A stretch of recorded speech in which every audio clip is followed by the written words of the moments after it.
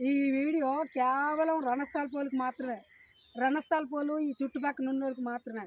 రణస్థల పోలికి నేను ఒకటే చెప్పదలుచుకున్నా. ఏంటంటే మీరు చాలామంది అన్నారు మా నాన్న మంచోడు కాదు, మా నాన్న చెడ్డోడు, ఇజ్జి చంద్రరావు మంచోడు కాదు, వాళ్ళ దగ్గర ఏమి కాగితాలు లేవు. మా దగ్గర కాగితాలు లేకుండానే కోర్టులు ఆర్డర్ ఇచ్చాయా? మా దగ్గర కాగితాలు లేకుండానే పవన్ కళ్యాణ్ ఆర్డర్ ఇచ్చారా? మా దగ్గర కాగితాలు లేకుండానే కలెక్టర్ ఆర్డర్ ఇచ్చారా? మా దగ్గర కాగితాలు లేకుండానే కలెక్టర్ వస్తామన్నారా? ఈరోజు ఎస్సీలు ఎస్టీలు కేసు కింద ఎస్సీలు నా మీద కేసు పెట్టారు. నేను ఎస్సీల జోలికి వెళ్ళలేదని రణస్థలంలో ఉన్న ప్రతి ఒక్కరికి తెలుసు.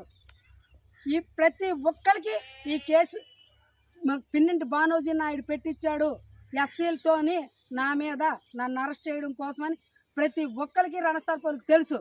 అయినా నోరు మెదపరు. మీరు అసలు మేము మా జీవితాలు నాశనం కావడం భారతస్థల పోలు కాదు, రణస్థల పోలే.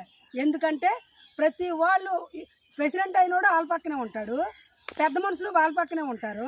కాబట్టి మీ మనస్సాక్షి మీకు తెలుసు మా జీవితాలు నాశనం అయిపోవడానికి కారణం కేవలం రణస్థల పోలే. ఇది రణస్థల పోలికి మాత్రమే పెడుతున్నాను ఈ వీడియో.